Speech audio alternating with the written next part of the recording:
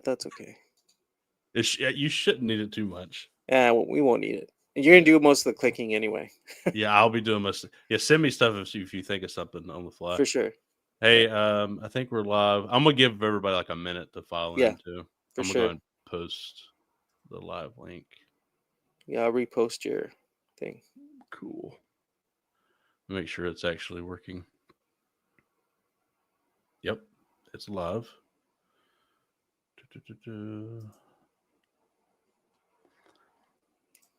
I know AeonCon was going to join for sure. We had joined on the stream. Yeah, he joined last night. He was with us like the whole time. And cool. Last time we had like a peak of I think 20-ish people. So that's solid for a live stream, honestly. Yeah, it was roughly, it was mostly like 10 most of the time ish, but something like that. Hey, how's it going? Laws. Yo, welcome. We're just giving people a minute to join. Fill the room a little bit. Chill out. I'll retweet your tweet. Or X. What do they say? X post. Repost my post. Repost your post. Yep.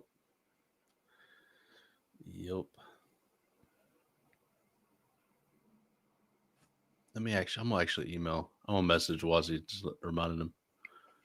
I know he wanted to join.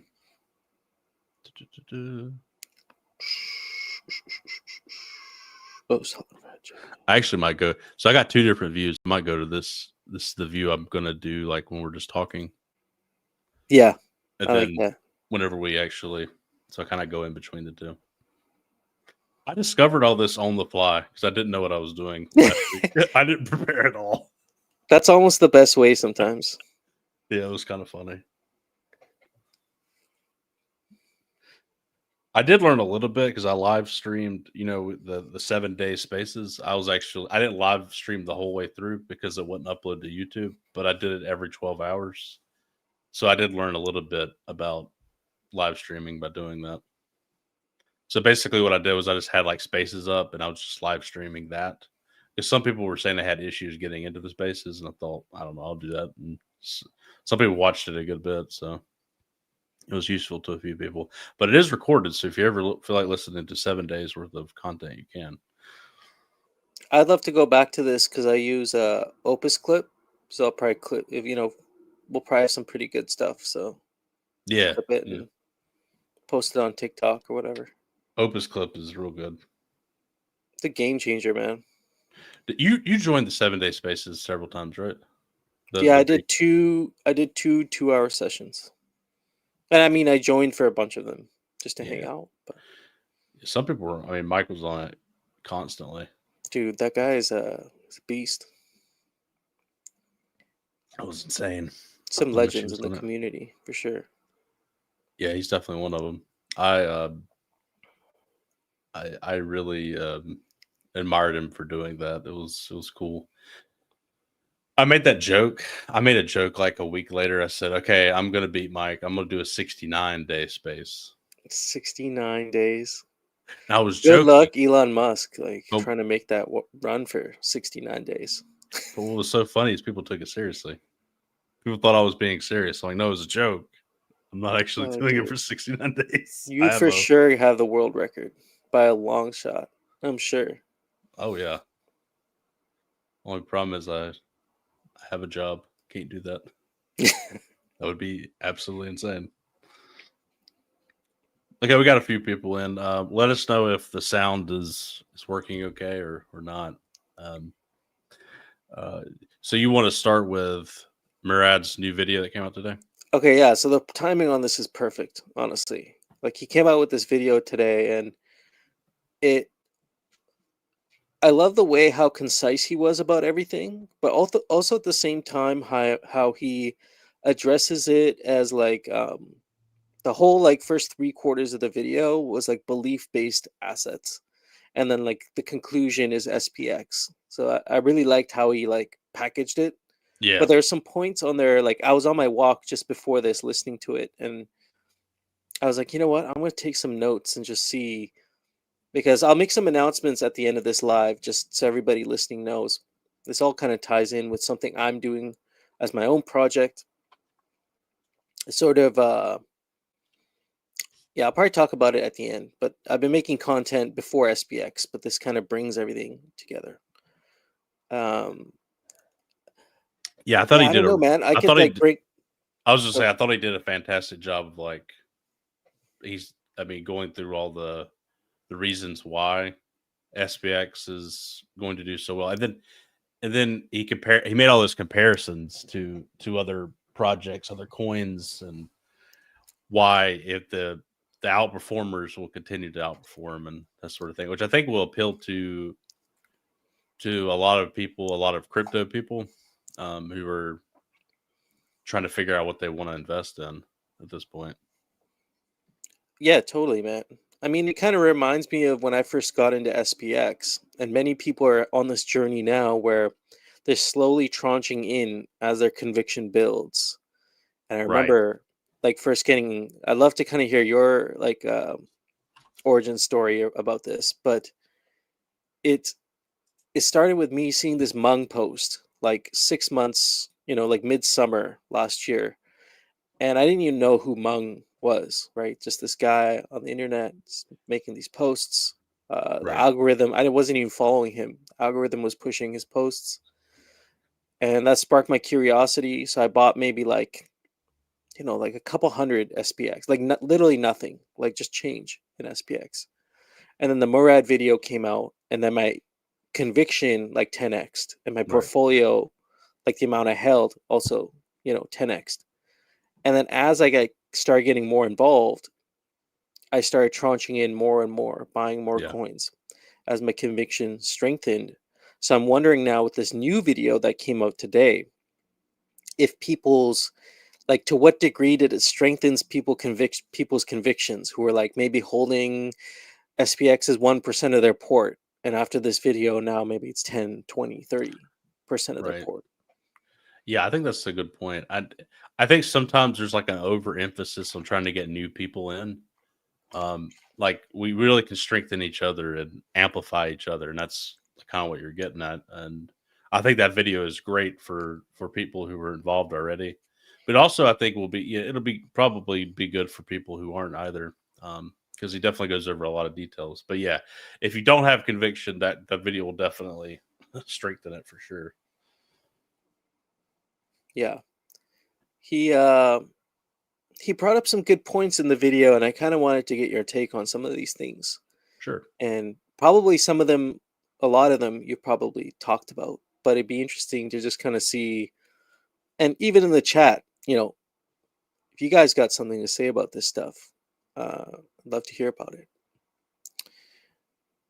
He started by saying that he started talking about this idea of mini religions.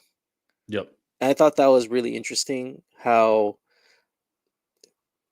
I've been reading this book called Sovereign Individual, and it talks Yeah. about this how religions back when, like going back hundreds of years, even like during the Dark Ages and things like that, religions in that dark period were a vessel for people to believe in something, to believe in God, but also at the same time, they provided a source of wealth. Like if you're associated with the religion of that time, like especially the church and the state were very close together, and people Right. who attended the church had access to a network, which was then led to them getting opportunities, right, or building wealth, opportunities to build wealth, maybe even.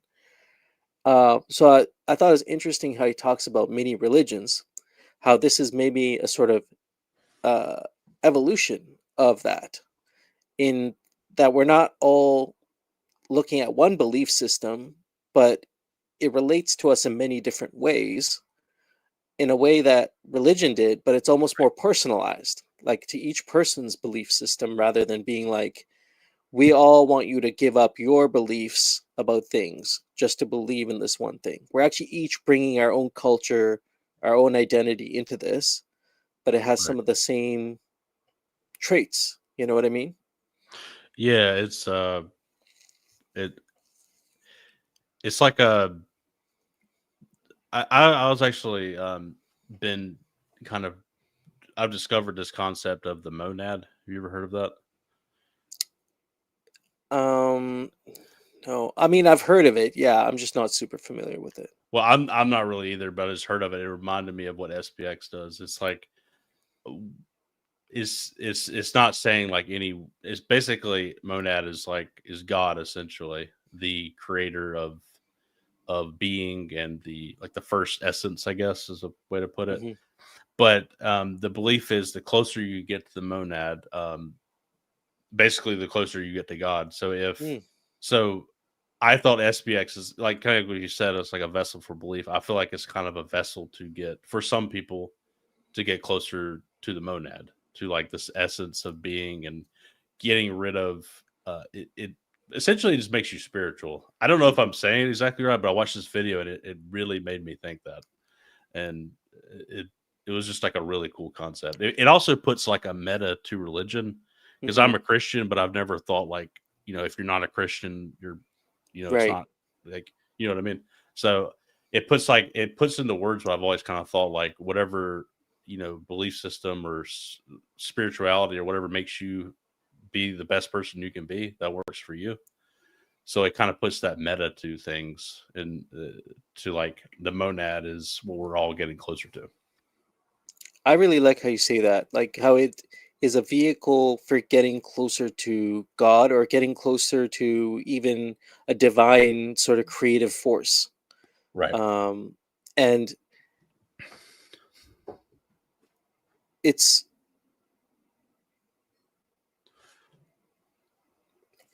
it's interesting because,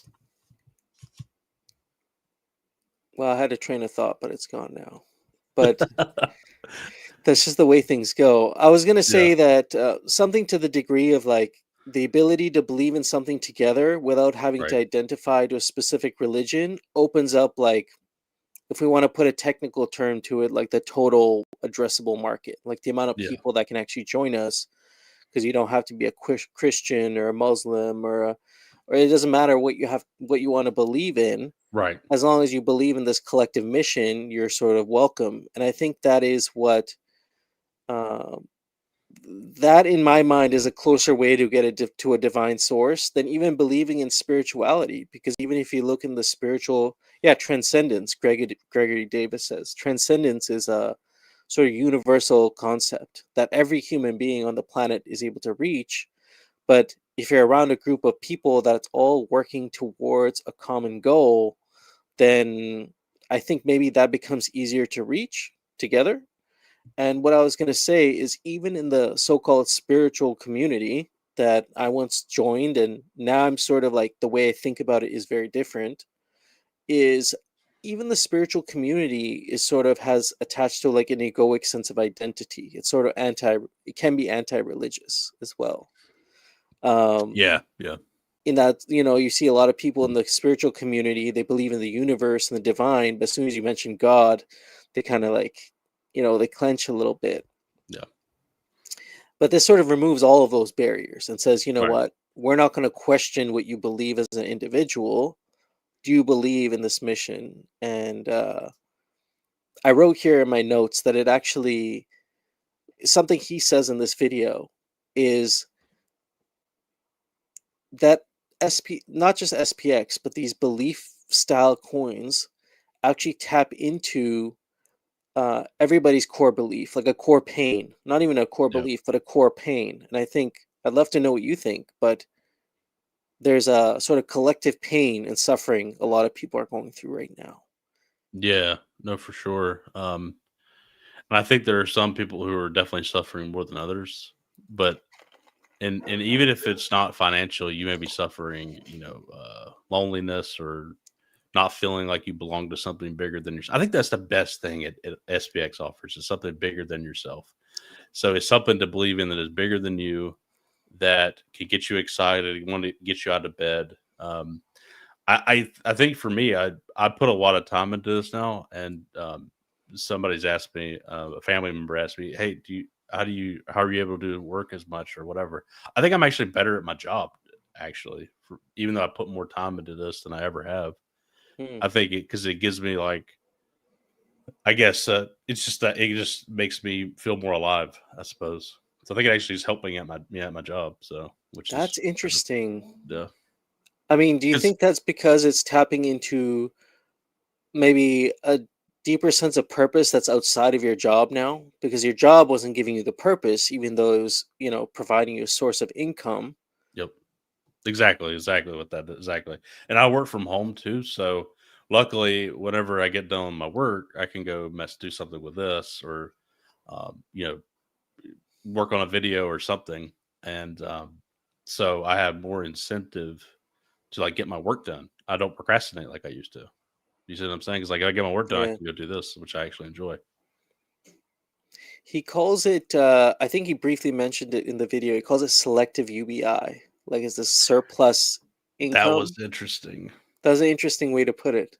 Yeah. Yeah, like how exercise gives you energy. That's exactly right. It's not intuitive. You wouldn't think exercise would give you energy and make you feel more energetic because you're moving and stuff, but it definitely does. And you could do so much more than you realize too. Like I didn't think I'd be able to do. Like I've added when I first, so I've added this show. This is our second time doing it, and I was like, I don't know how I'm gonna do it, but I can do it. I know I can, and I can do it. And I don't know. You can do so much more than you realize. You just got to get like in the practice of doing stuff, basically. I think when you expand your belief system to such a large degree, like in what you're able to believe, if like one of the things you believe in your life is that you're gonna flip the fucking stock market, like Yeah, to do an extra podcast or whatever, it doesn't seem so big anymore. It doesn't seem like a big deal, like that yeah. much more of an effort anymore, because it's like the core belief that's I think somebody needs to do. I wonder if somebody in our community is like a neurobiologist or like somebody who studies like brain science. Ilya's a Like, neuroscientist. okay, like a Joe Dispenza type of character, like who could actually look at how, like, do a brain scan of somebody who's never owned SPX, and then do a brain scan of somebody who's been like hodling for like a year, That's and awesome. see if the neural pathways have been rewired. That's amazing. Yeah, there. I can't remember. We actually went over this last time. So Ilya is a neuroscientist, and he put together this project to try to kind of map up and summarize how people are in the community. And one of the biggest traits we have is we're very future oriented Hmm. compared to. So yeah, and you could take the test, and like I think there's like 130 people that have done it so far, and it's pretty interesting. See, that's pretty incredible. Yeah, it's the Ilya's the guy who did the Earth project. I don't remember where that website is though. Let me see if I can find it real quick. Yeah, I think Slow sent it to me, but I'll go ahead and plug it again. And if I can't find it, I'll just put it in the description later. But it's pretty cool, and I do think it's a good thing to like take the test because it adds like information and data to what we're doing, which is pretty cool. No, I don't have it. Well, I will find that and put in the description. But yeah, it's pretty cool. It's it's super interesting to see also the diversity of the different talents we have in our community, and how that allows for like certain kinds of collaborations that would have never happened Right. before. Like you think of like an office, like if SPX was like an office, Yeah. it would be like a nuclear scientist with like somebody who like writes scripts for the movie industry, for besides somebody who like edits the movies, besides somebody Exactly. who's like a Fortune 500 CEO type character, and it allows for all these like cross, you know, Yeah. collaborations. Yeah. It'd be like the most diverse office ever. I read this book a while ago. I wish I remember the name, but it was about this idea that the reason why science is like so messed up, like the reason why it's such like a closed gated thing where a lot of studies get published, but then the ones that are funded the most often, or the funded the most, become like the ideas that are collectively held by the science community. And it wasn't until somebody realized like you can put a nuclear physicist in the same room with a biologist, Yeah. and they're going to come up with completely new theories and completely new ideas that would have never been propagated before, because the science community is so like segregated, into these Yeah. like little And there's pods. silos. Yeah. No, that makes total sense. Yeah, we have so many different types of people. I do think that's our superpower for sure. That's the superpower of decentralized communities, and we're actually doing that. A lot of people claim to be decentralized, and we're not really.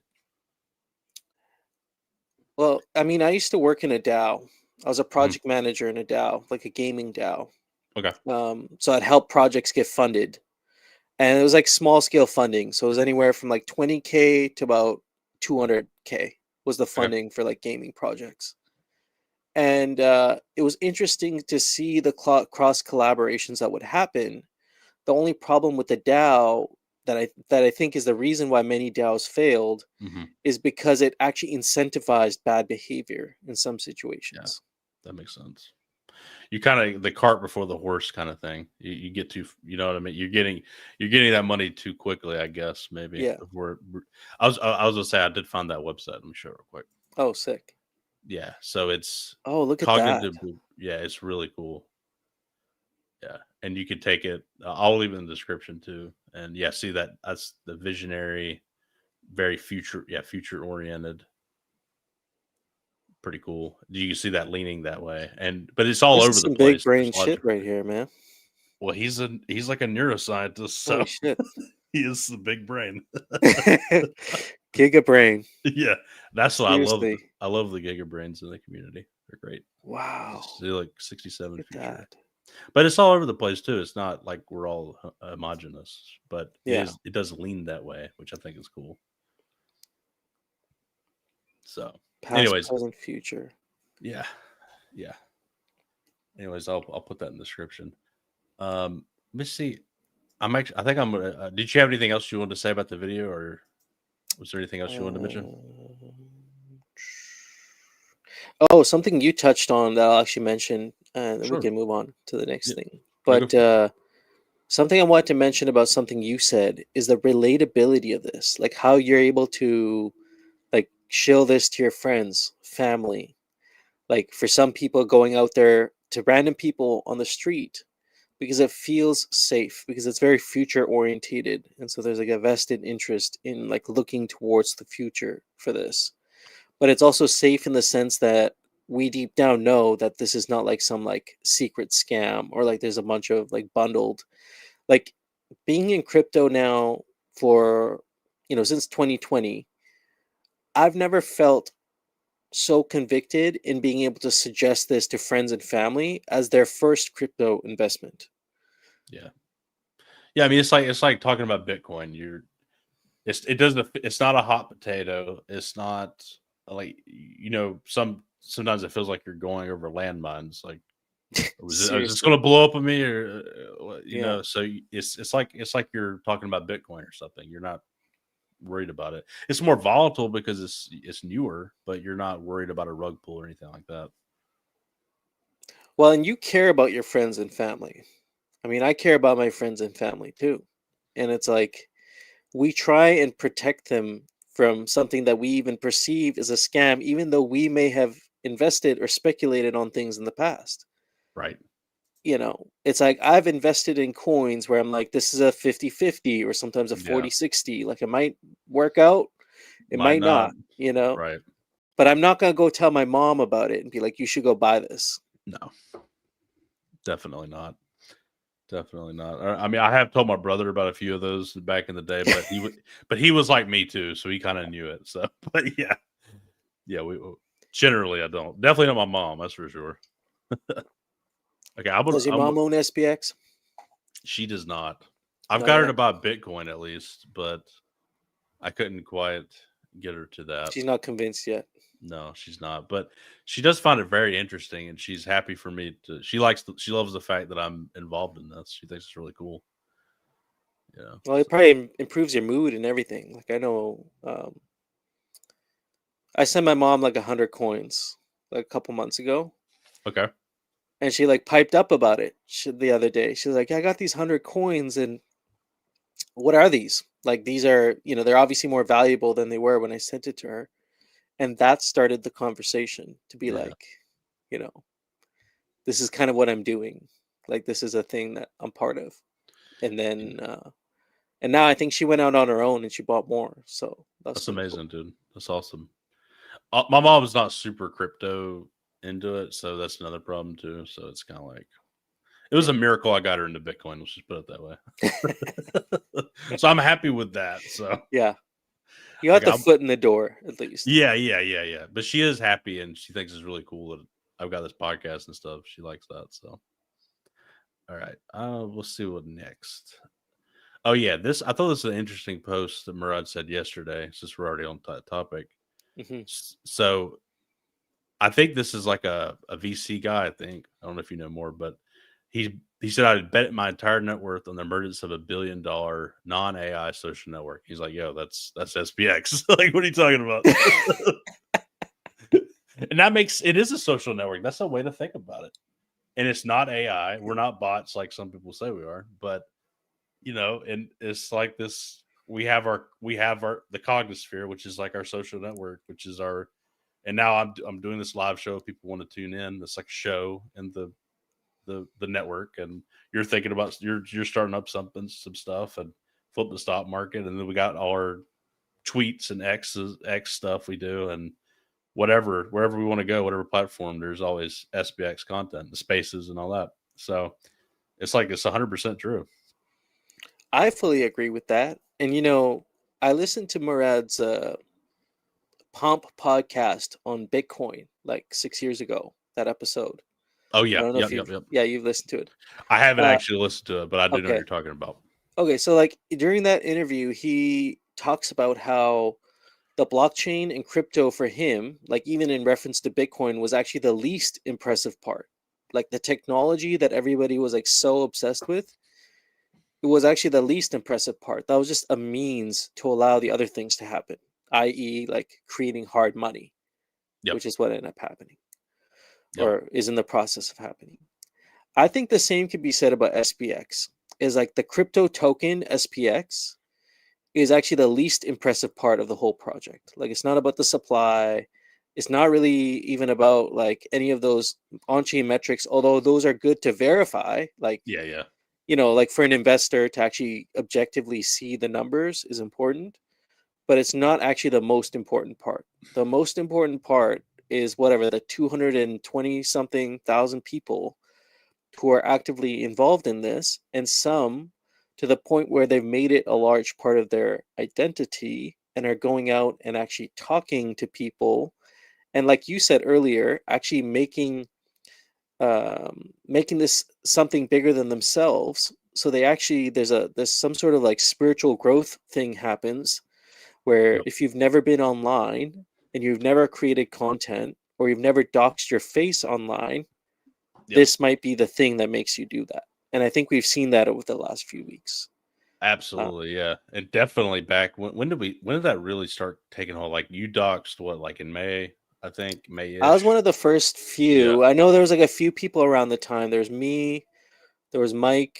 I feel like you Tans. were around that time too. I was a Um, little later, but yeah, like maybe 3 weeks after y'all, something like that. yeah, like it was all of like it was me, you, Mike, and I think a few other people. Fugo, I think, was on Spiritual TikTok. gold, spiritual Spiritual gold.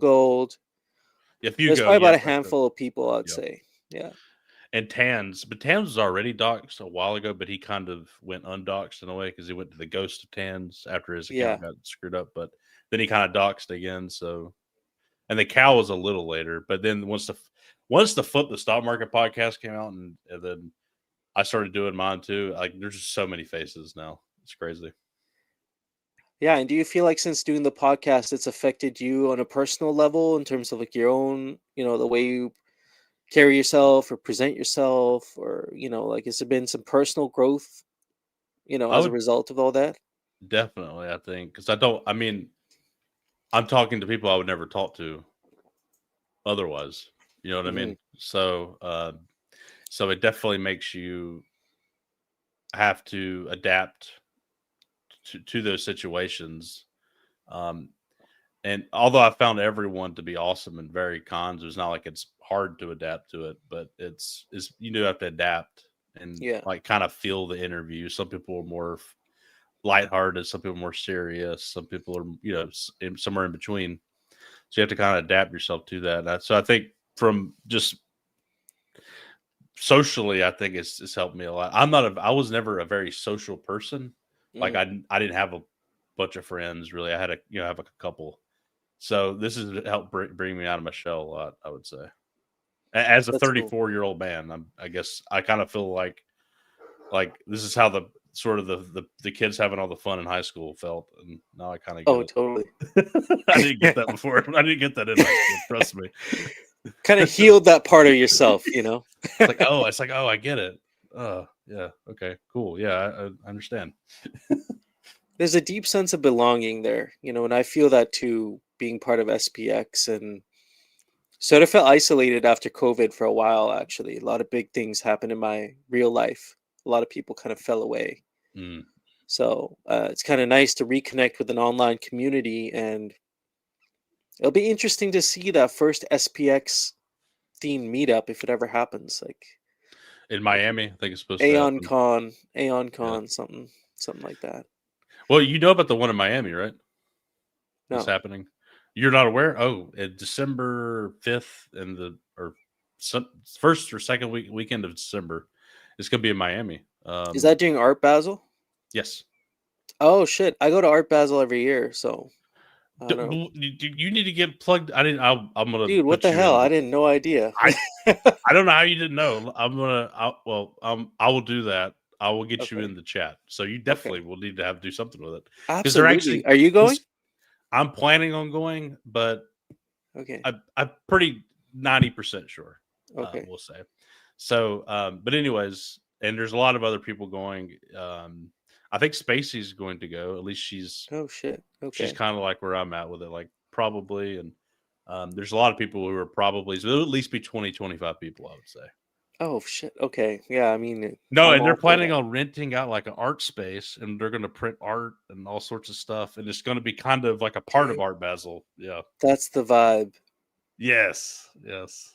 Because Wow. I was Okay. like the first conference, I was thinking like Bitcoin conference or like a little hotel ballroom or something is so lame. But whatever they've concocted is way better than what I envisioned. I think art's like a big part of our community. Look at all the edits and all the memes and just crazy. Yeah, I think that's the idea. And then like you can talk about it with people like, hey, come on in. You can hand people stuff. And I Yeah. think Grill Ape, I don't, you know who Grill Ape is now? Yeah. So he's in Miami. He lives there. So he's really, I think he's helping a lot with organizing, and also Jesse Shaw, the surgeon. Mm-hmm. He Yeah, lives that like guy's a legend. 30 minutes from Miami, so he's helping out too with that, with thinking about where should we go. So yeah, that's already happening in Holy shit, December. dude. Wow. And you definitely got to at least swing by or something. I mean, Yeah, no, I'm set on that. I want to go. So, hell yeah, well, I was dude. gonna, like I said, I was gonna go anyway because I go Yeah, to Art Basel exactly. usually. Exactly. You definitely got to go, man. That's awesome. I'm gonna add you to that Hell yeah. that chat. Yeah, you must have missed it. That's why we're doing this. This is why I'm doing this, to catch people up. That's the whole point of it. Oh, that's awesome. Yeah, So no, there you we're in go. the loop now. Good. Yeah, now you're in the loop. That's amazing. I'm glad you know that now, because that would have been sad if you went and didn't realize it. That would Yeah, that have would been be a shame. awful. Yeah. Okay, I'm gonna move on to the next one. Oh, Oh yeah, this. I just thought this was I'm surprised hilarious. you still have that. I thought they took that down. Well, it's so stupid, and it's like just the same recycled. I don't know if you remember the Galaxy FUD. Oh, Yep. I still see that tweet all the time. I just wanted to laugh at it. It's just so This is a silly. symptom of a bigger problem, in my opinion. This is like I've been reading this book right now. It's called Skin in the Game. It's written by this like options trader who's also kind of Okay. like a philosopher. Nicholas Nassim Taleb is the author's name. Yeah, I know you're talking about. Mm-hmm. And he wrote this book, Skin in the Game. And he talks about how, actually, I might have in my notes, but he talks about how in society, like general in society, the government and everything, the people who make all the decisions and push all the buttons are the ones who have the least invested in the game that they're playing. Like they're the least to lose. Right. Right. So that's like the hedge funds and, well, not even the hedge funds, but more like the central banks and things like that. They have the least to lose from the decisions that they make, Right. even though they affect a lot of other people, right? But when they see somebody who shows up, who is like, yeah, I'm like, my money is where my mouth is, truly. And like, Right. if I'm wrong, it will personally affect me on a deep level. My portfolio will be affected on a deep level. Right. I think that rubs a lot of people the wrong way, because it's like, that is what is going against the establishment, is being like, all of us, every Aeon that's holding either the NFT or the coins has skin in the game. And it's like, if this doesn't work out, we all lose something.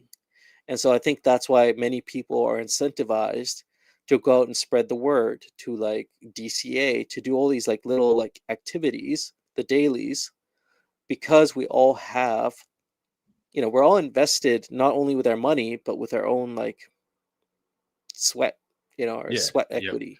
Yeah. We want it to work. Like we want it to happen beyond just the financial gain that will be there, because it's like that would just be awesome. Just like fundamentally, it'd be awesome. It's just a cool thing to be a part of something, man. It's like, Yeah.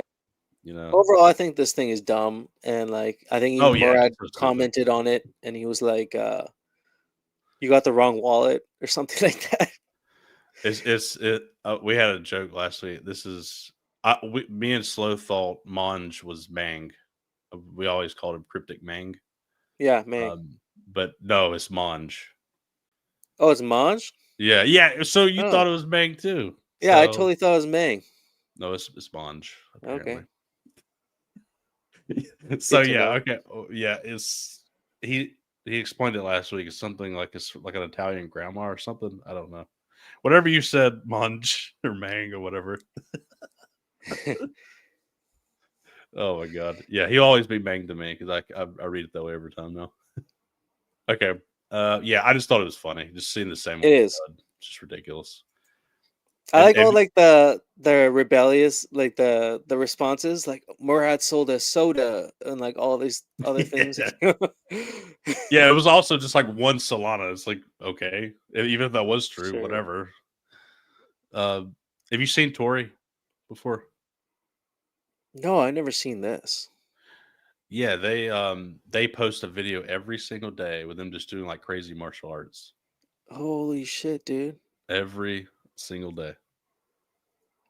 See, Like I it's mean, that that is super cool. I mean, it's sort of, that reminds me of what I'm gonna announce at the end of this with what I'm doing, because I think while SPX is like this thing that we all have a obligation to spread the word of, it also allows us to express our own individual things, our things that we want to put out into the world, and have a network of people that we can all support each other. And like, right. I'd love to watch his videos and like, make sure he's getting all the likes and all that stuff, because he's an Yeah. Aeon. He's a card carrying member. It's like NRA or something, like you're a card carrying member. So like, we're gonna support you. Exactly. Yeah. And yeah, okay, this is his today. I think that's pretty cool. But yeah, Oh like shit, yeah, he's doing the glow just stick so flip. many. That is insane, dude. Yeah, he's like so good. He's like he's got the nunchucks. He can bring out the other stuff. Like I don't know the names of it, but like whatever that is, a stick. That's what I call it. But I'm sure it's got a Yeah, I wouldn't fancy want to name be on of the it. wrong side of that. That's for sure. Holy Yeah, shit. yeah, just every day. That's what he does. Is and Wow. I think it's just a cool. That's a cool way to share and expose people to SPX, and that is a very innovative way to do it. Just like I'm going to show you what I'm passionate about. I'm not going to stop. I'm going to keep doing this every day. Actually, I was quite surprised. I put out a little tweet thread the other day that was just announcing like my own podcast and show, Lucid Lines, Mhm. and this like just kind of teasing a little bit of the idea of what I'm going to be doing soon, or I'm already doing. And I didn't think it would get much of a response, but people responded to it, and I think it's just because like I'm an Aeon, I'm part of the community. Oh, So absolutely. Yeah, yeah.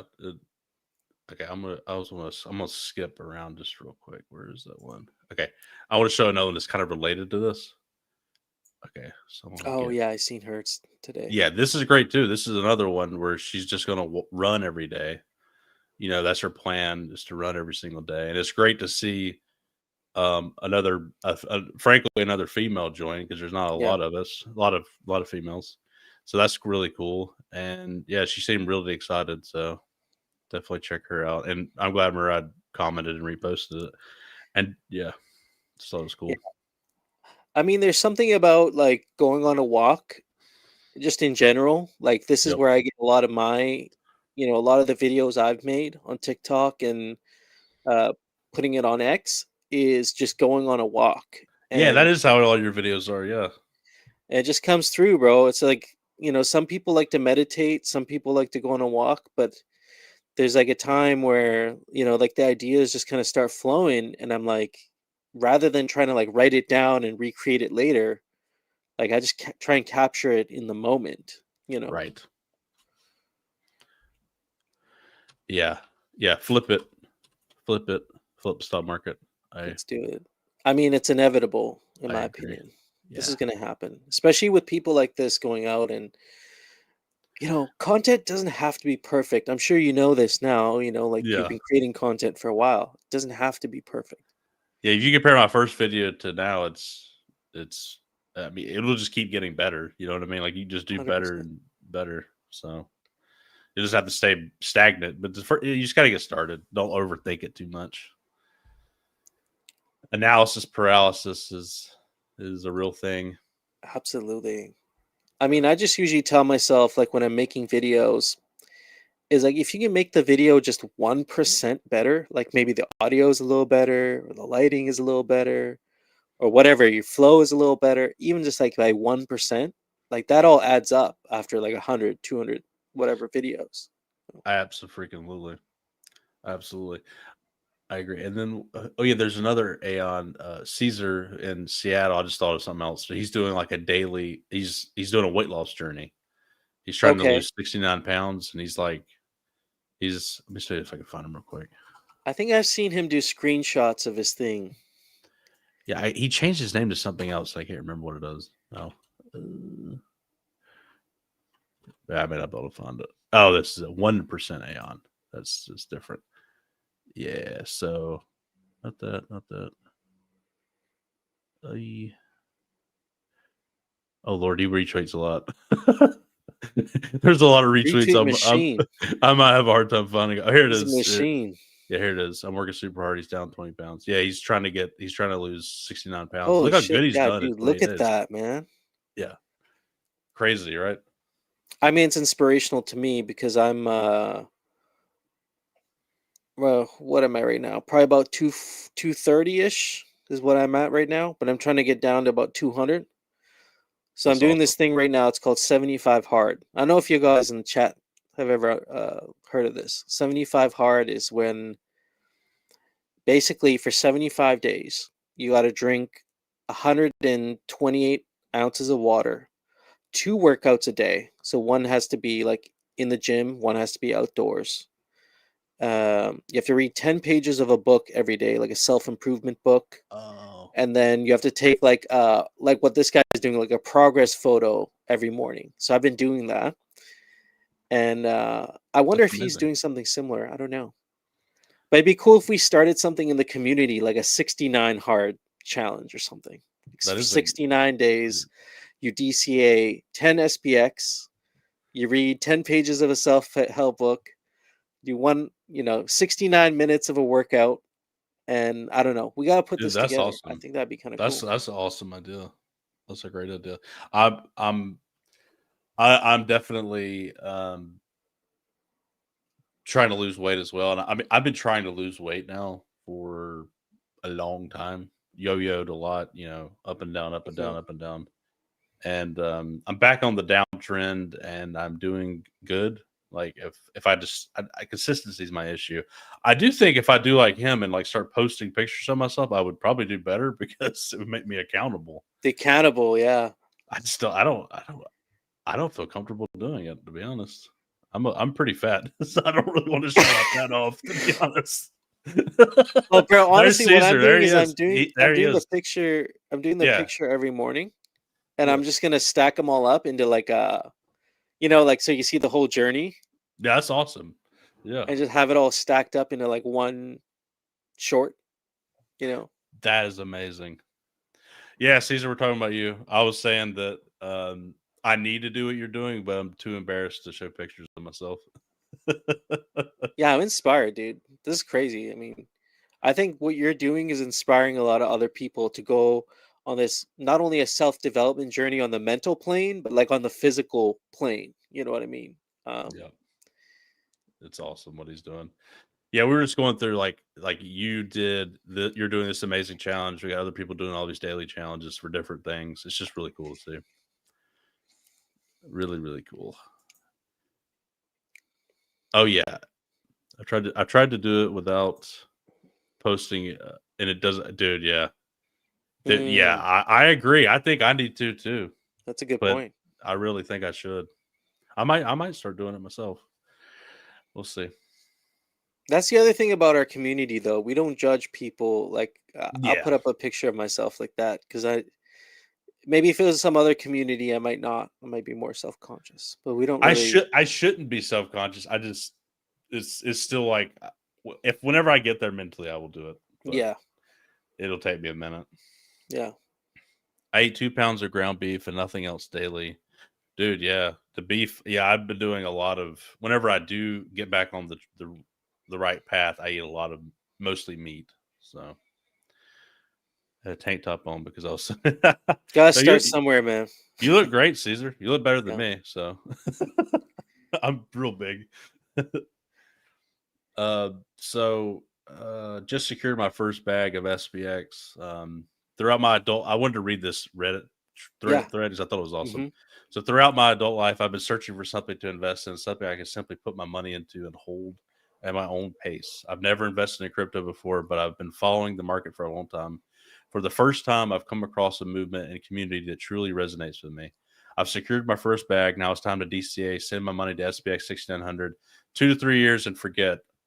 UFC reference. I don't know that one, but I don't get that one, but that is that's fun. insane. That is Believe in something. awesome. Yes, yes, First crypto investment was SPX 6900. That is I think it just speaks to what we were saying earlier on this on the show that it's a very shillable safe thing to suggest to people and it taps into like their core pain point of like I mean ask anybody about if the effects of inflation 5 years ago, 10 years ago, nobody cared, but right. many of us understood what's going to happen. Now people are feeling that and they're looking for something outside of themselves, even though they may not even fully understand it. Once they hold SPX tokens, it's almost like the power of the Cognisphere the knowledge begins to kind of infuse into your mind, you know?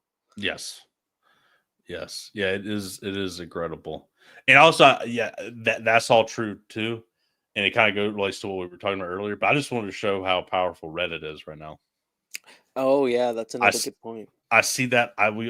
Yeah. He's so this is what Slow's been really on the Reddit thing. So he's been like kind of doing these different. He's been doing different posts. I think he's finally started like quoting them because I think hopefully it'll be like a big chain of like Reddit people on Reddit coming out. So shows how powerful it is. And we've also reached a new high recently on Reddit. Our subreddit is like 6.1 thousand right now. That's So awesome. at the beginning of the year, I think we had 2,000. So it's growing. And since we started really going hard on it, I think it's more than doubled. So it's been doing real well. That's significant, like Yeah. size wise and like activity wise. I'm sure it's super active too. Oh my gosh, yeah, dude. Like it's there's so many posts now. It's crazy. It looks like a, a Twitter feed or even more. It's kind of wild because X kind of throws you. You're at the mercy of the algorithm. If you like something outside of Right. it, you're gonna get a bunch of other crap. So subreddit is pure SPX all the time. So it's kind of nice now. It's pretty cool. I should really start posting my videos in there. Do you post your videos in there too? I don't do all of them because I'm like I try to be a little more. I do post all the links to I just post a link to my full videos to Gotcha. help promote it, and then occasionally I'll do a short that I think is really really good. I'll put on there. So it's not like every single one because I don't want to spam it too much. But yeah, I mean I Okay. do, and I always do post my full like podcast. Like whatever tomorrow I'll post the link to this live if people want to rewatch it or watch it and weren't Yeah. able to come, so stuff like that. So I do use it as kind of an advertising tool as well. But Yeah, I think it's worth doing for That's a sure. good tip. I really need to get on my Reddit arc, to be honest. Um, I'm always thinking about, well, there's other ways to contribute, but there's sometimes like things like this, they go a long way. I'm sure your videos like reach way more people. I mean, congrats on your YouTube channel too. Like a lot of I've seen you post like some of the success milestones you've had there, Yeah, I'm so and some of happy. the Yeah, comments and stuff you're getting, the people coming over from Reddit. I yep. think is that's evidence right there. You know. Yeah, that too. Yeah, I was so surprised by that. I was like, wow, that's amazing. Yeah, I forgot about that. Yeah, somebody came to the channel. Was like, yeah, I came here from Reddit. Now I'm watching this. This is great. So it was awesome to see. I kind of look at my channel as I don't know how many new people I'm getting necessarily, but I think it's helping people build conviction. That's what I feel like my channel is Yeah. doing real well. So, and funneling people to my channel, I think is, um, I think that helps because it's literally, I mean, it's like 30 hours of interviews with other Aeons. Yeah. So if you're just getting into it and you start binge watching them, you're gonna be into it if you like it pretty quick. You know what I mean? So Yeah, I mean, I can share a little bit about my YouTube experience that I've had so far creating content for maybe about 2 years on YouTube. Like I had a YouTube channel on DAOs and I had like a couple hundred subscribers and I abandoned that to make my own thing because I wanted to get into more like metaphysics and spirituality and behavior science, like things like that. Um, and from what I've noticed, there's two things that help the YouTube algorithm push your videos out to more people. The first one is a click through rate. yep. So how many people are clicking on the thumbnail and the title? That's like really important. And so that's why you see on YouTube people have like those really bright like thumbnails. Like that's one of the things. And then also like the title structure. So sometimes I'll go find a popular video Uh, that's maybe not even related to my niche and I'll look at how they structure the title and then I'll make my title kind of based on that, like which words kind of bolded. It sounds kind of nerdy, but it actually does make a difference wow, in wow, people clicking on it. wow. I did- Um, I have improved my thumbnails a lot from when I first did it. I don't think they're like great or anything. I think the flip the stock market one, they've really upped their thumbnail game, but I have improved them. Um, but and the titles are not the greatest either. They're like it's very like this is episode 3. Here it is, and so yeah, I could probably do that as well. But there's a part of me I don't there's a part of me that's like rebellious. I don't even care if I do get less views. I do not want to do like the super clickbaity thing. It just annoys me. I'm very old school about that. I can't stand that. I hear you. It makes me, but if you do, I should do it because it would be good, but it's like really hard for me to do it. Well, if you see a style you like even Yeah, if it's a video not related to your niche, I would just steal that. Like I would just try and make that awesome. aesthetic. You know what I mean? If you No, see that something makes out sense. there that you're like, that's a cool thumbnail, then make it your Right, own, right? But not the Mr. Beast one. no, I hate the Mr. Beast It type made of me like crazy. cringy clickbait, like totally in your face stuff. Yeah, Um, but there's like some YouTubers I really like their thumbnails, and that's where I get a lot of my inspiration to make thumbnails. that's a great idea. That's a great idea. Yeah, I do So need to that's spend kind of a more cool time way on to that. do it. Yeah, But I think what's helping you with your YouTube channel probably a lot is your because you're so plugged in into this Aeon community is like your average view duration, which is the other part of it, is like how yeah, much of the episodes are people watching. So that's probably helping your channel quite a bit, just having us come there, like how you promote it on YouTube, so people go there to watch your videos. And like personally, when I watch your videos, I'll be like around the house doing stuff. Like I won't always right. be watching it, but I'll be Sure. listening to it. So that helps big time too. Yeah, it is good. It's not the pod. It's like I mean, a lot. I think most people just listen to it, like you said. So that's good too. But yeah, the watch time has been good. At least I think. I think Yeah. it's good. According to I think it says higher than average compared to some people. I mean, these are some of them are quite long, so it's cool that people actually really like them. I'm happy about that. I think your podcasts are great, dude. I really enjoy them. Um, Thanks. I'm so glad you were on it. Yeah, I think you were my 5th episode, so yeah, that was cool. I really enjoyed that. All right, let me go to the next thing I got. Actually, it would So be cool if I bring up what go I'm for it. working on. No, I Yeah, yeah, mean, we yeah. can talk We about could this stuff too if you want. we can move over. Should we move? I've got it. Do you want me to bring this up? I got Yeah, this. yeah, no, that's great. Okay. That's Okay. awesome. Cool. Yeah, go for it. So, I mean, we talked about earlier about Aeon's contributing in different ways, maybe not directly related to even promoting SPX, but I'm really passionate about being part of SPX, but I'm also part of this like metaphysics, like spiritual science community. And, I have these two passions of crypto and like behavioral, like psychology and spirituality, but I can never like bring these two things together. They're always kind of separate. And it really bothered me for a long time. But this is finally my way of going out into the world and sort of using my inspiration to create something of my own to hopefully not only make people realize the why behind what we're doing with SPX. Like the token is one part of it, the community is another part of it. But a third part of it, I think, is these three pillars that I'm looking at is like consciousness, culture, and connection. Like Right. consciousness being like conversations around our own consciousness, what are we becoming aware of? Culture being like our modern culture, modern day culture, like with memes and everything happening there, how culture is evolving around AI and these all these like rapid breakthroughs that are happening. And then connection is like having connection with ourselves and other people. These are the three things that get me really excited, even before SPX. And it goes back to my origin story, which was I was a first responder for almost a decade, for like 8 or 9 years. I was a paramedic. I did some search and rescue.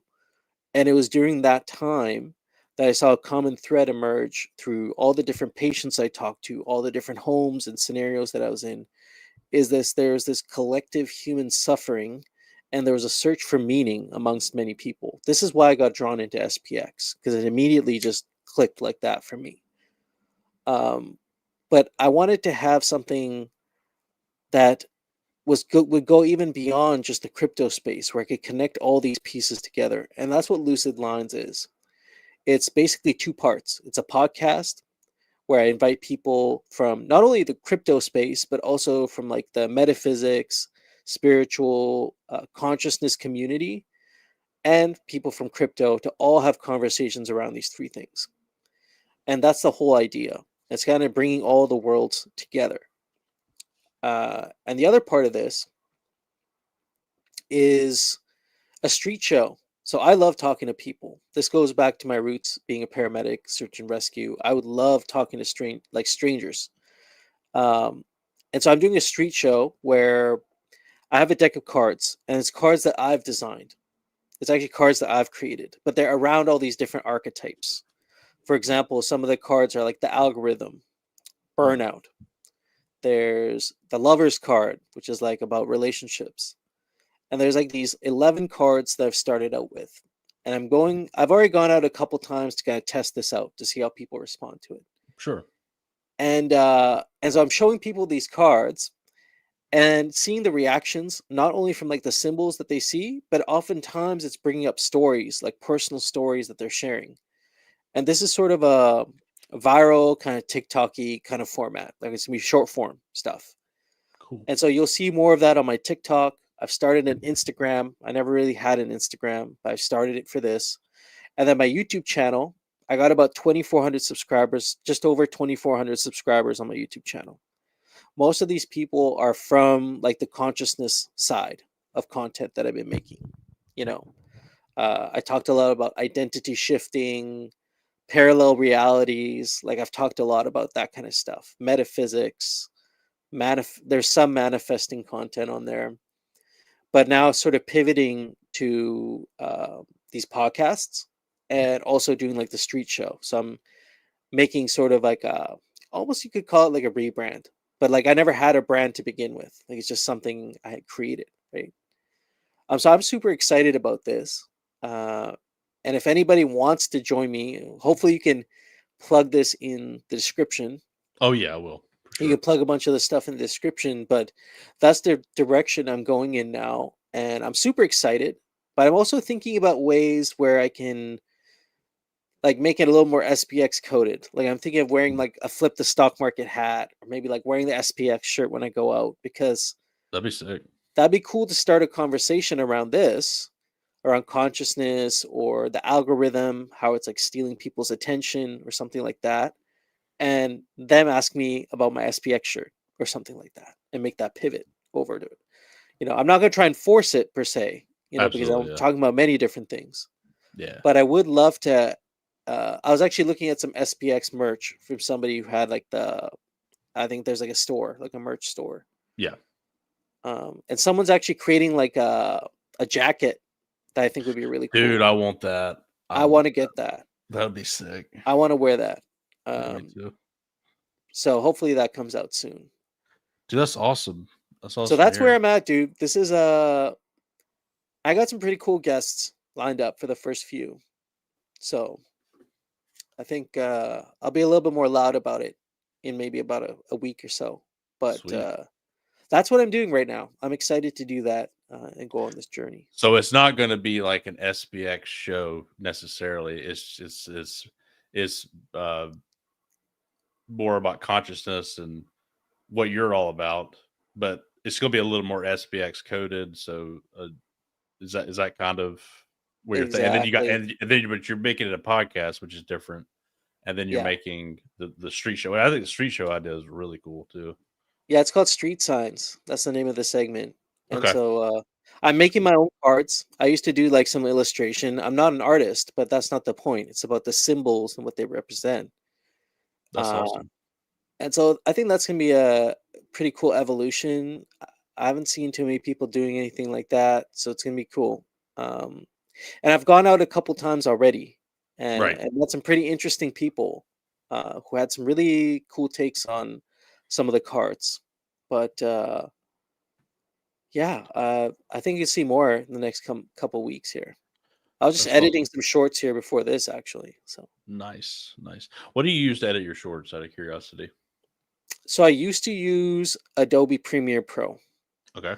But lately I've actually been using Opus Clips tool. Like they have an editing tool in Opus Clip. Okay. And I really like it because it's text-based editing. So you can just remove the text that you don't want. Okay. And it actually clips that part out completely out of the video. Wow. That's interesting. And then you can also have templates. So your intro, outro, your music can all be preset. So as soon as you upload your short content, it will like rearrange all of that already in there.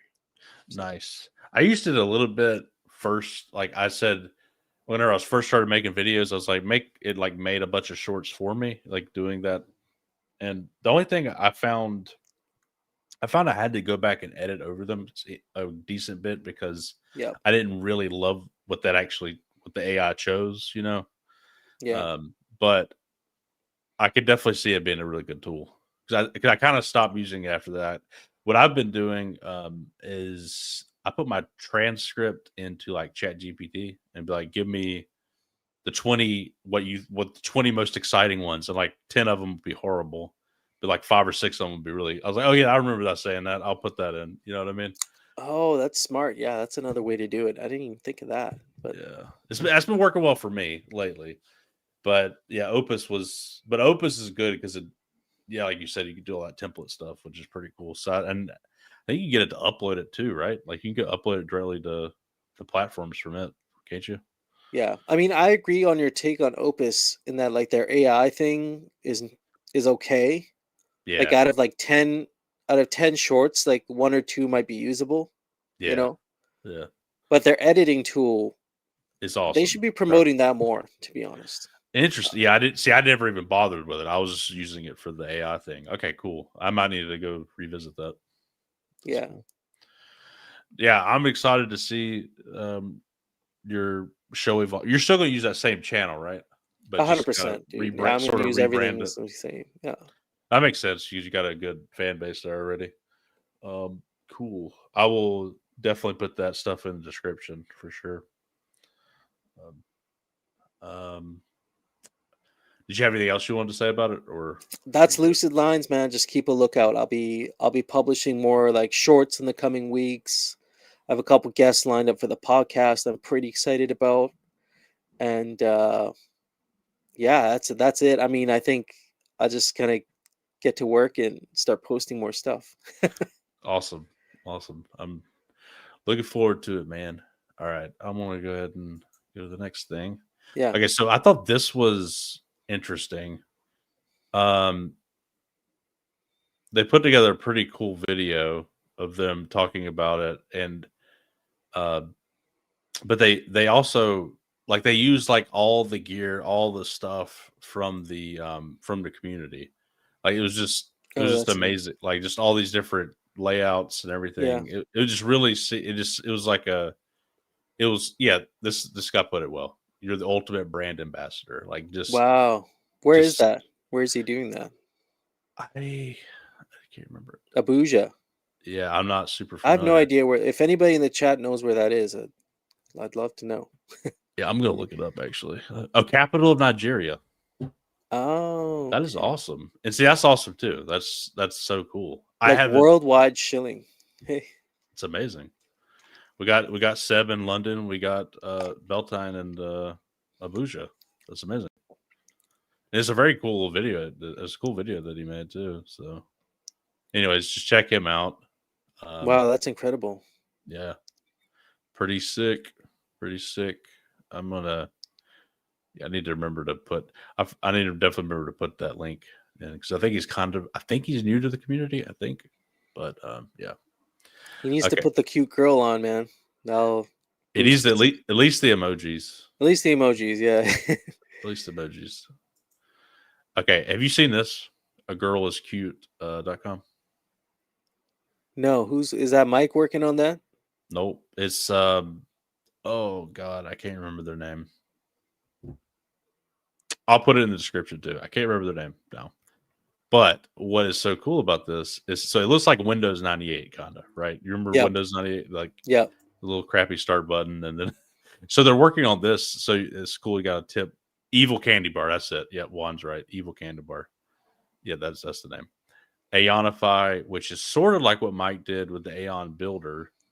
But I don't think they actually ever came out with it. But the main thing is the Cognisphere client. So what you could do here is you could look at all the main. It's like the most popular accounts to talk about SPX. Here's the other cool. Here's the best part. If you click down here, you can see the latest tweets coming in that are about SPX. You Whoa, see look that? at that. Yeah. So if I'm gonna show you. I'm gonna tweet real quick and it should come up. Like I'm gonna type in hashtag SPX 6900 Yeah. rocks. I'm just gonna say that. Whatever. Okay. So it should come up. It's like a live stream of thought from the Yes. Cognisphere. There it is. Look There at I that. am. See? Isn't that That's fucking fast, amazing? dude. Isn't that amazing? That's fast. Yeah, dude. Holy shit. I And mean, it's it just like a live stream of thought. Like it's a Mhm. stream of thought just coming from the collective. And look Yeah. how awesome it looks. I love the aesthetic. It's so cool looking. It looks like you're on Yeah. like It's some very like fitting. Like it's on brand, you know. exactly. So yeah, I go here sometimes be like, oh, what's the new thing coming out? Oh, that's cool. It's just a cool thing. And Better than the Twitter feed, dude. Honestly. yeah, it picks up. I think it picks up SPX 6900 and hashtag like anything that has SPX 6900 in it. So it could be the hashtag or without the hashtag. I don't think it matters. But yeah, it's cool though. An uncurated Twitter feed is like the worst thing. Like I just started a new Twitter account for Lucid Lines, Okay, and yeah, then going on that X account, it's like horrible. seeing all like the war, this, that, it's like all this like negative shit. And I was like, this is what X actually looks like when you're not a part of the Cognisphere. You Yeah, know, yeah, it's awful. Oh, here we go. Here's another killer breakdown of those 17 factors cults, diamond hands. That's a whatever this post is a good. That's that's a cool. gold mine, This is gold just mine post. it's just sick. I mean, God, yeah, I love this thing. They did such a good job. All right, yeah, and I'll put a link to it if people don't know, and I'll also put their X account down because I never can remember the name. Evil Candy Bar. I can remember that. All right, let's see. Okay, he's Gigi has came on my radar as of late. He's been like going out there and like very vlogger style content, if you know what I mean. Yeah. Just like and very well, like lots of edits, lots of editing. Like it's been cool. It's been fun what he's been Oh, that's doing. cool. Yeah, I think Yep. I've seen him. But like you say, new. Like I think Hmm. I just seen him the other day. Yeah, he just and I apparently he's in Miami too, or they're Grill Ape and him live near each other, so I'm sure he'll be there too, probably Oh, now. probably. Yeah, that's cool. So there's several people down there, so pretty sick. Yeah, just shout them out. Um, okay, so Aeon Wasi or Jordan on here wanted me to show this really badly.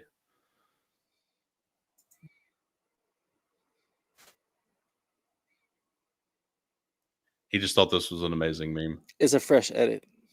Yeah. Yeah, I love the SPX edits. Legendary, absolutely. Yeah, they're always awesome. And also it's got I love any that have Raw Powell kind of make them. He's They're gonna always buy it. Mark my words. well, he did. The funny thing is, he did recommend it on his like, what's it called? His like quarterly investor Mhm. letter or something. It was on there, right? He's like, yeah, if you're going to if you're going to buy a meme coin, this is the one to buy, I guess. That's basically what he said. If you have to do it, you should probably do this one. Yeah, even he Objectively can't. speaking, The numbers don't lie, man. I yeah, mean, the exactly. numbers are not for everybody. Right. Like I don't. I personally don't care for the numbers, but Yeah. some people need that. Like Wall Street needs to understand numbers because they don't understand feelings, and that's the hardest part for them to get on board with a lot of these investments. Is like somebody who understands it like intangibly, like a normal person, everyday Right. non-crypto person will get it right away. You don't have to show them like the diamond hattedness or anything. They don't care about that stuff. But Exactly. the Wall Street people, they do. So I'm Yep. glad we have something for both, you know. Yep. It's it is awesome that there's people in the community who can explain it in a very realist way, a Hmm. rational to appeal to the left brain people. Um, which and well, funnily enough, I have my bachelor's degree is in mathematics and my master's in economics, so I'm a very left brain person. Yeah. But for some reason with this, I don't give a shit. I just don't care. I'm like, okay, whatever, that sounds good. It sort of unifies your brain because you get the right brain, the creative, and then you got the left brain if you need to use that. Yeah, yeah, yeah. So it is kind of funny with this. It's not I do think like vibe or whatever you want to call it is so underestimated as a way of giving you memetics too of giving you information and convincing you of something is so much more powerful than a number ever would be. Oh, totally, dude. And like if you even think about like what a vibe is, I've explained this in videos before, but a vibe or vibration is just a combination of the way you're thinking and the way you're feeling. And like Yeah, that combined together creates a vibe, you know. that's a So good way. Yeah, the thinking part is like the numbers and like the logical reasoning side of it, but the feeling is like a heart based, like what do you actually feel? And I think that's a much stronger pull towards something like this.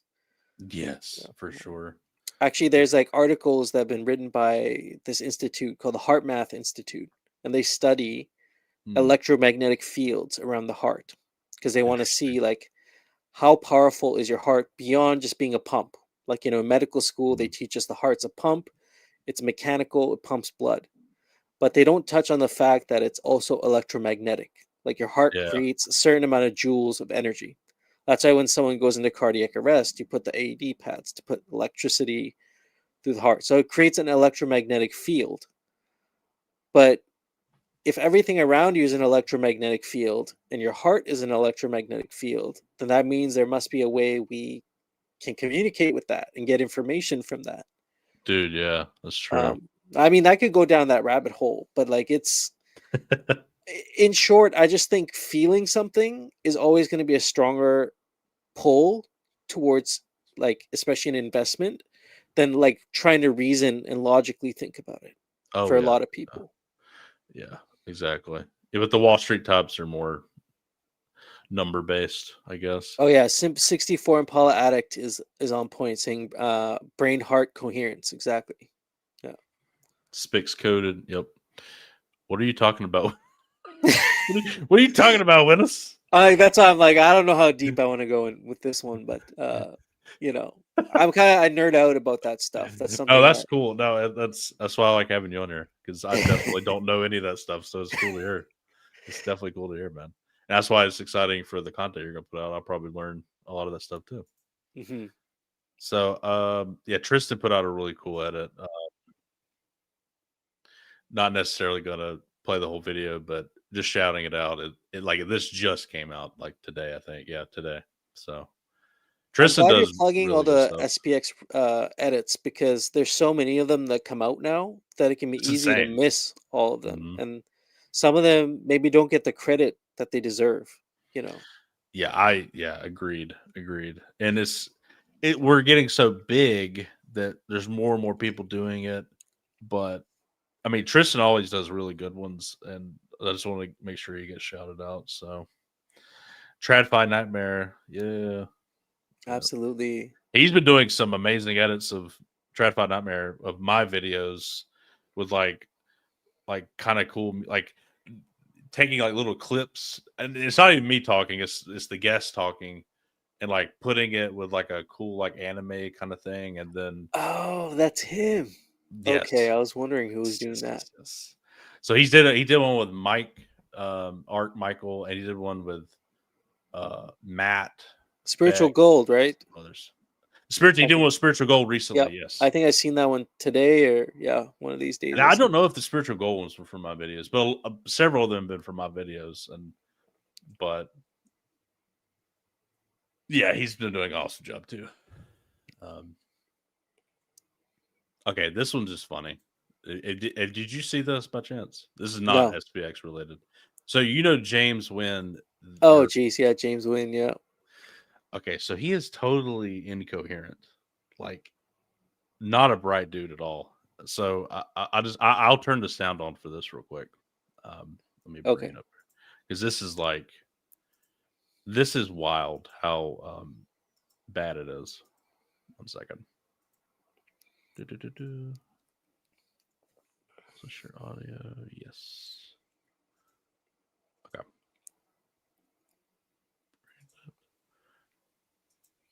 Okay. How many Can you hear it come from my speaker? FD. Yeah. well, Okay. Cool. okay. So how right, okay. What level right, okay, fucking hell. Okay, let's start fucking talking numbers. How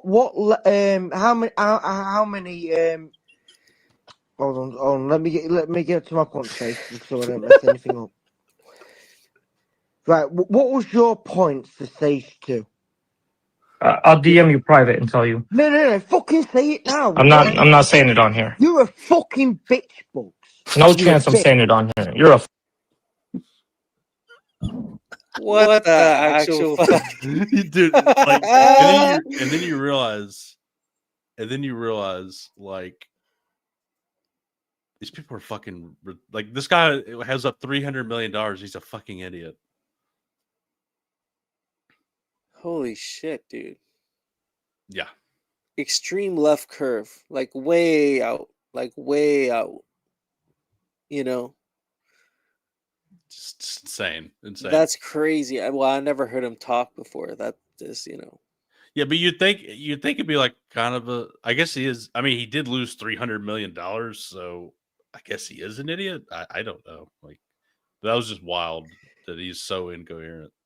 I wonder if he's like a plant, but like he's being fed all the capital. Like, what's that? There's that movie, Dinner for Schmucks, where where they have to find an idiot Yeah. to like come to the dinner, and then they Yeah. invite like Michael Scott from The Office. I can't remember his name, but Yeah. I wonder if he's like that. Like he's like a guy that was invited to like be funded, but like they knew he was like so just like so retarded that he would just keep losing money and tweeting It'll just about it. be entertaining. It'll just be fun. It'll be fun to watch him. Yeah, Lose he's like a 300 million. billionaire's like side project. To just to promote Hyperliquid or something. Yeah, It could be. absolutely. Yeah, Trap Not For, you're right. He does sound like somebody who gambled away 9 figures. That's so Wow. crazy. It was so dumb he made it public too. It was just idiot. But anyways, I thought that was kind of funny. Makes you question the narrative behind it sometimes. Yeah, definitely.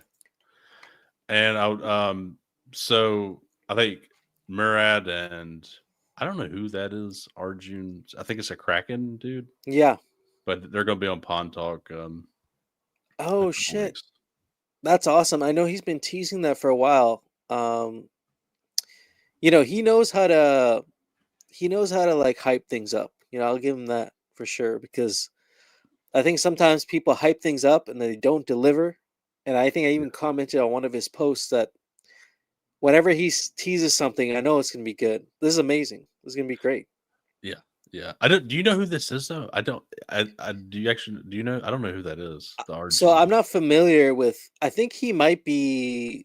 He might even be like the CEO of Kraken. Really? Maybe. Okay. Well, that would. I'm not 100% sure. I'm gonna look it up now. No, you got me obviously, curious. I see Kraken part of a large exchange, and Murad. I think it's gonna be a great conversation. Oh, it's gonna be awesome for sure. I was just trying to figure out who the hell it is. Okay. Yeah, you're right. Co-founder. You're right. That's cool, man. Yeah. That is awesome. Oh, co-CEO. Okay, cool. Wow. Yeah, that's a big deal. Like honestly, kudos to Pawn Talk and like the hustle he's putting in, because like he's been around for maybe, I want to say like 6 months, maybe, I don't know, but has grown like quite a bit in that time. Yeah, I think he started like literally like 2 or 3 weeks before I did, something like that. Yeah. It's weird. Like he started 2 or 3 weeks before I did, and then me and Flip the Stock Market started like at the exact same time almost. There was like an era of podcasts. It was so weird. Who knows? I don't know. Maybe it was like just the time felt right, you know. Right. Yeah, Pond one asked if Pond ever did the push-ups. I think he did. I saw a clip from it. Him and Cryptic Monge were doing it. So he did the 400 and something push-ups. Something I didn't watch the whole thing. I just saw a clip saying he was doing it. So I guess he did it. I don't know. Dang, dude. I can do like maybe, like if I'm like ready to do it, maybe in a row I could probably do 50 max. Like I think that's probably a top out around that time. That. I don't think it was like in a row. I guess it was like over an hour and a half period. I don't really know. Chip away at it. Get some electrolytes going in between. Yeah. I don't actually watch it live. I watch he was supposed to have Mike Flip the Stock Market on like a few days ago. It said it was coming out the 12th, I think. But I didn't see clips because I don't actually watch it live. I just watch like whenever he releases it. Right. And I didn't see that. So yeah, 50 straight is good. Yeah, I couldn't do that either. That is really good. So, anyways, I'm looking. I'll watch that when it gets released on YouTube.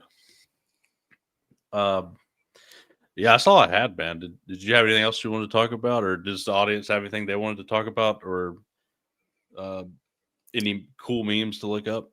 Yeah, I'd love to know from the audience if you guys got anything. Definitely questions, whatever you guys got, man. I'm down. Yeah, it's definitely been good talking to you again, and yeah, I'm glad you got to share your plans, man, and I'm looking forward to that. Yeah, I mean, I think it just felt right because I was doing like SPX stuff on TikTok, and then I had a YouTube channel, but I was doing totally unrelated stuff to SPX. And like now this is a way to kind of bring everything together and like have some real conversations on the street, because I'm sure you've kind of figured this out too, probably, is like everyone has their own way of making content. Yep. And for about a year now, I've been making talking head videos where like it's a camera and I just have like a 2 or 3 talking points, but I'm talking to this like camera. There's no like, how you and I are talking back and forth.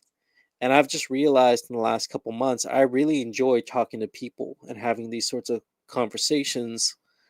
So it just felt right. I'm like, maybe I need to pivot to a podcast. I wasn't excited about making talking head videos anymore. So I totally get it. And also, if you could also use that as you can make some clips from that too. So yeah, you get opportunities with that as well. And I think it is a natural step for sure. I didn't really do any videos where just me talking. I think I did like 2 like that.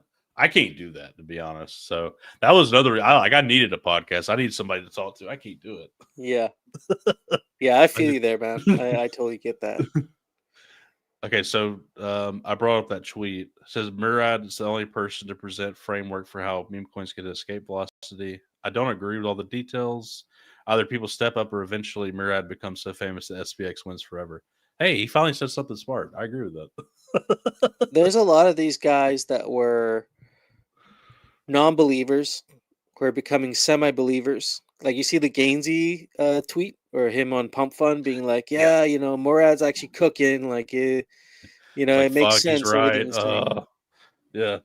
So I was like, okay, I mean, what's the saying? Like, what is it? First they laugh at you, then they fight you, then you win. Something like that.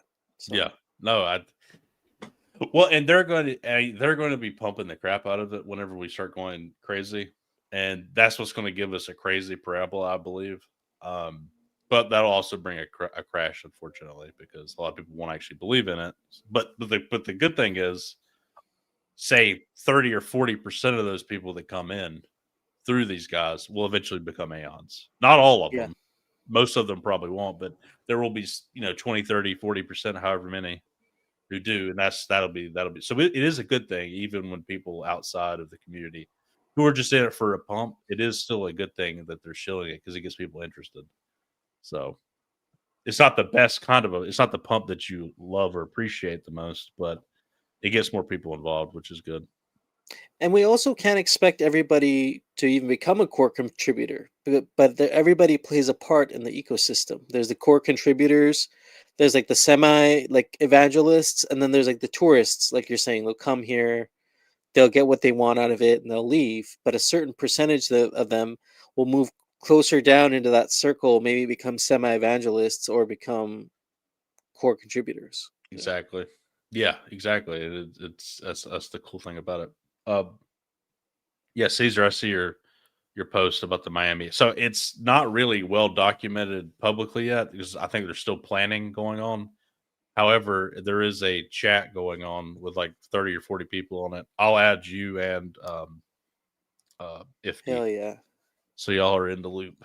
Yeah, so I think anybody who's shown interest can be in the chat. Like it's not it's Yeah. not trying to be secretive, but it's not just totally out in the public. So Yeah, no, I'm glad you brought that up because I would have been in Art Basel and then found out about it later. you just saw it at Expo, you're like, what the fuck? I was like, Where what the y'all at? fuck, dude? I was like 50 feet away from that place. That would be such a shame. That would be such a shame. Yeah, try to find that prayer. Yeah, slowly then all at once. That's exactly right. Yeah, it is. Yeah, the parabola is going to change people too. That'll be interesting to see how. I I do kind of find it annoying when we do get into a parabola. I'm guilty of this too. I get kind of caught up in it a little bit, and I can just feel myself posting more than I should because I'm just excited. But I wish I would. I guess for me personally, I wish I didn't get too caught up in the excitement because that's not what it's about. We're not here Mm. just for a 2 or 3x or whatever. We're not here for the green candles. Of course, that is ultimately needed. But you know what I mean? I just don't want to get too caught up in it. Just like I don't want to get too caught up in when it goes down. I think I've actually made good adjustments there to where when it goes down, I don't really feel anything anymore. Yeah. For a while there, it still annoyed me, but I've gotten way better about that. I hope I get better on the up too, because the up I was pretty bad about, getting way too excited. I mean, it's natural. I mean, you at the same time, I get what you're saying. Like, you don't want to be a moon boy, Right. where your emotions are like tied to the chart. Yes, And because then like, when it corrects, you're going to get pissed. You don't want to. yeah, You just don't want that as much as possible. It does feel. I mean, it is fun when it's going up, obviously. And if you're focused on the chart, you're going to feel like crap when it goes down, and you're going to yeah. feel amazing when it goes up. So that's the whole point. Just get, like you said, tight. Don't, because what comes up must come down, and the same way your emotions will. So if you get really excited when it goes up, you're going to get really pissed when it comes down. So that's my main point. And that's why I love that philosophy of there is no chart. Yep. Like, try and like, for me personally, it's not always easy, especially when you have those big, like what we saw on Friday. We didn't even talk about that today, but the big correction that happened. Oh yeah. Yeah. Yeah, we didn't So, even talk about that. That wasn't even our focus. We literally didn't mention it the whole time. That's fucking hilarious. but I mean, that's interesting because Yeah.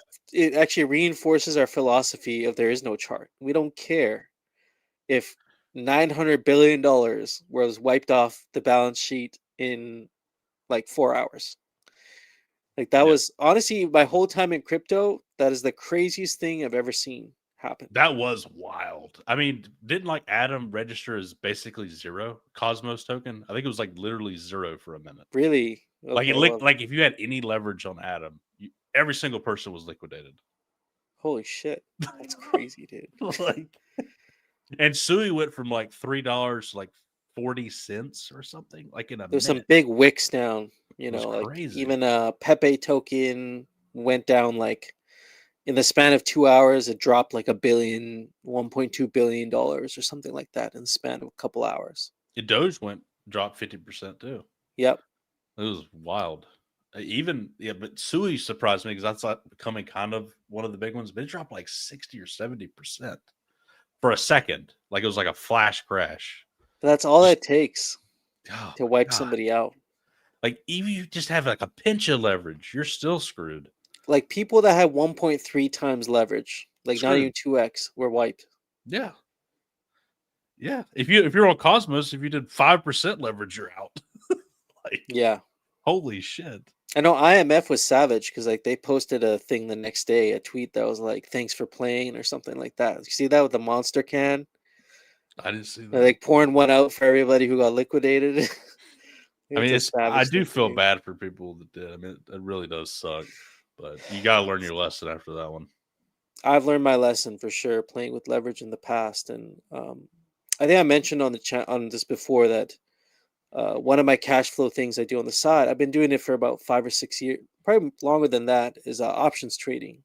Okay. I've been wiped out on options trading before, especially on the buy side. So if you're buying calls and puts, Yeah. I've got completely wiped on that in the past. But now I played safe. Now I do like cash flow trades. Like if there's option traders out there, like credit spreads and things like that. Nothing like crazy that's Yeah. gonna like make me rich or anything like that. But it pays the bills. It keeps feeding my lifestyle, and so I can Nice.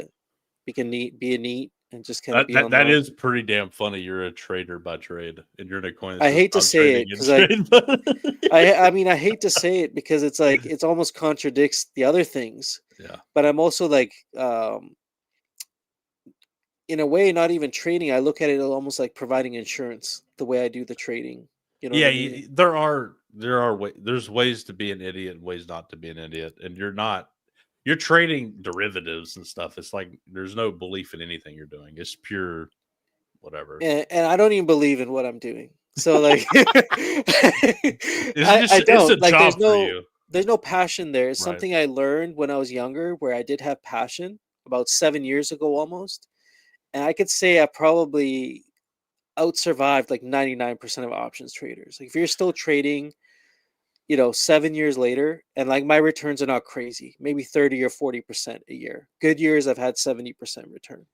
But that's Now, still insane, if you think is about it. that in stocks? I'm assuming, Yeah, or is so it in that's doing crypto? like what's called credit spreads. So Okay. you're selling one option and then you're kind of buying one behind it, and it creates a gap of like whatever, Gotcha. $10 or $20. And then you get paid a credit, but the credit is so small that you have to trade large amounts to actually make like a couple $1,000s. But it's a relatively here's the thing. The reason why most traders get wiped is they end up trading with their emotions. They're not trading based on a time-tested, proven strategy. Yeah. Because trading is all about probabilities. You might lose 2 or 3 trades in a year. That could wipe out half your capital. But if you've back tested the last 18 years or whatever on the stock market or whatever you're trading, you can come out with a scientific kind of, like, I mean, you're a numbers guy, but if you look at probabilities over time, you can predict more accurately, not completely, but what's going to happen in the future or Nice. what you can expect. It's the same idea with options or any kind of trading. The problem with crypto is it's so volatile. Oh yeah, you can't do it. And you can't really back test it because the whole narrative and everything changes so quickly. It's not worth your time to even waste to try and learn Right. how. I've never traded crypto ever. No, I just never saw the risk reward was just way off always. Yep. Yeah, I agree. Yeah, that makes sense. So it is kind of funny, but It's get funny, it. and I It's like don't a mention job. it to people. Like, it's not in my bio. It's like it's something that I'm not even really. There's no passion for it there, really. But it's a means. It's a means in my life to allow other things to happen. So, Hey, trading options to buy SPX. I like it. yeah, I'm literally farming the old SPX to buy the new one. Yeah, exactly. Exactly. You're providing insurance to these dudes, I guess. Yeah. I guess that if you wanted to put it in, I guess that's how you'd put it. I don't know, something like that, but that's Yeah, I cool mean, though. most of the time when you're trading options, you're playing against the house. Yeah. But if you can be the house, and make a little bit, not make a lot, then and make something consistently over time, that's Right. relatively predictable. That's the reason why I haven't gone back to working as a first responder. Like, that was insanely stressful work that I was like, I can't go back to that. It's not good for my psyche. I got diagnosed with PTSD in around 2020, and I'm doing good. Like, I'm like way away from that dark place that I was in. But PTSD is something that you kind of live with it for the rest of your life. Like, it's a Right. part of it becomes a part of you. And it's not so much about like making the PTSD go away. It's about like managing the symptoms and having a good quality of life. So, Dude, I hate to hear that, but yeah. I can only imagine. I could never have been a first responder. That would have been crazy. It's very stressful, I imagine. yeah, I mean, I've been writing a book for like years now. Maybe one day Okay. it'll actually come out. But like, there's a lot of stories in there that for the longest time, I never wanted to even really share. But the act of like writing things down has been really helpful of like getting it out. Do you And live in like a real busy place? Is it a city or is it smaller or what? so I used to work in the rural side. I was like what's called a community paramedic. So I go and Okay. do all the little house calls. I knew the communities very well. But everything changed when I came to the city. So I started working in the inner city. Yeah. And I was what was called the trauma car. So like anything like Yeah. suicides, shootings, people getting run over, like those are the calls I went to. I didn't go to like any of the low acuity stuff. I didn't go to like the abdominal pains and like I can't walk and stuff like that. Those weren't the ones that I did. It was more of like the very intense, high Yeah. acuity stuff is what I'd usually get sent to. And for about 2 years, this is where like things really went downhill for me, like mentally, is I worked at it was the third busiest uh, call center in North America Okay. for like ambulance calls, the third busiest in North Oh America. wow. Holy crap. So I went from doing like maybe 2 to 3 calls per day to like 15 or 16 calls a day over a 12-hour shift. Sometimes it'd be a 16-hour shift Right. because like you go into overtime. You just never get back to the station to like finish and like be done with it. And so that wears you down, man. And it was like 2 day shifts and then 2 night shifts. So like I feel the pain for a lot of people going through like the wage slave life or like working. I think even worse than that is like sometimes being in a state of like some people are so paid so well in their jobs Mhm. that they can't leave. They don't want to leave. It doesn't make sense to leave the job but there's also no sense of purpose. And I think Yeah. that's where SPX comes in, and just movement-based coins is it restores your mental health. It restores your sense of purpose while giving meaning to your income. There's like a reason to make all the income now, you know. Yeah, I think that's what Murad we mentioned this for a second. I think that's what Murad meant by the UBI thing. I can't remember what did he call it? Something UBI. Yeah, I What can't remember but whatever he said, that's kind of I think what he Selective did. UBI. That's what Yeah, it was. Yeah. and it's bringing it forward or something. Yeah, so I thought that was a pretty cool way to put it. It's like also I think the idea with AI and the future and robotics and all that sci-fi kind of stuff is I think it's going to, if it actually pans out like everybody seems to believe it will, I mean, it's going to make it to where there's no need to do work. It's going to be pure abundance. So what I see in the future is it won't be a world of, assuming they don't make it like dystopic and hellish, assuming they don't totally control it like that, and it just lets it be natural. Assuming that, it's going to be like not a world of haves and have-nots. I think everybody will have their needs met, but it's going to be a world of doers and non-doers. People or consumers and creators, or whatever you want. Kind of like the Wall-E world. Have you ever seen maybe Wall-E? This big fat Yeah, I blob haven't seen it. sitting. I know the premise of the movie though. Yeah. There's like these big fat blobs and like these little floating chairs, and they do nothing all day but just consume and like, oh, you know. So they're basically in the Matrix essentially, and that's how people are now. Kind of, it's we see the beginnings of it. Yep.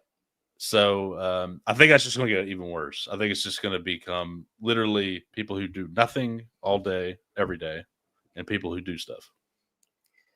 I totally agree. I think that's the ultimate spiritual goal, is like having a deep sense of purpose.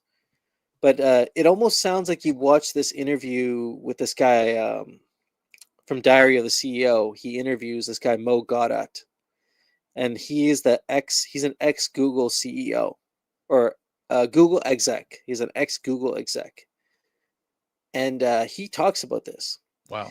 He says, like, it almost sounds like you watched it. The way he talks about it is like, we're going to go through a short, hellish period of like maybe 5 to 8 years, maybe 10 years even at the worst. But after that, there's going to be a sort of utopian kind of abundance where, you know, and Murad talks about this too, is Yep. AI is bringing the cost of everything down to zero.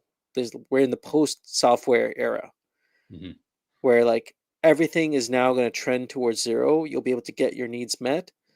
But what's going to be able to capture all the value in this time when all this stuff is happening? How are we going to capture the value? And how are we going to create meaning, like spiritual gold, you know? That's exactly right. Yeah. I actually got a lot of these ideas. I'm a big fan of Elon Musk. Okay. So he talks about that kind of stuff too. So, because he's if everything pans out with Tesla, that they're all in the Optimus spot and Right. self-driving cars and AI and all that. So that's where I got all those ideas from. So I think the big tech sees that coming, and then I think Murad sees it coming. So I guess the way, if you're looking at it from like how to allocate capital, to me it would be the more conservative route. I guess some people would say this is not conservative, but the more conservative route would be, I think, Bitcoin, the store of value, money for the world, that should accrue value over time just from being able to purchase more because things will become even more free. And then big tech would be the other bet you can make. The Teslas, the Microsofts, that's still a decent bet. And then the cult coins, I think, is the new thesis, the new idea. That's the kind of the radical idea, and that's where we're at. So, and I think that'll be where the most of the most of the gains will be if you're looking at it from that perspective. That's the most relatable too. Yeah, because I feel most people understand that, it goes directly to the pain point and provides a solution. That's why you can hand someone a pamphlet, and I'd be curious to know what the conversion rate is on people getting the pamphlets.